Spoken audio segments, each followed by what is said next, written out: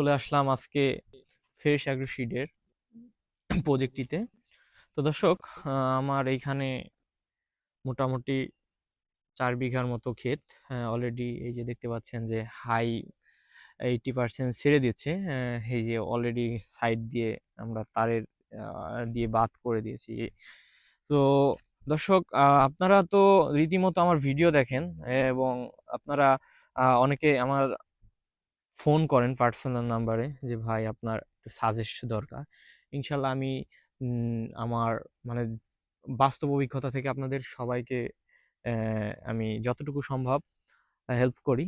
So আপনারা একটু আহ, আপনাদের সবার দৃষ্টি আকর্ষণ করছি যে আপনারা আমার চ্যানেলটাকে একটু ফলো রাখবেন, যাতে আপনাদের নিত্য নতুন পিএইচ সংক্রান্ত ভালো কিছু তথ্য দিতে পারি।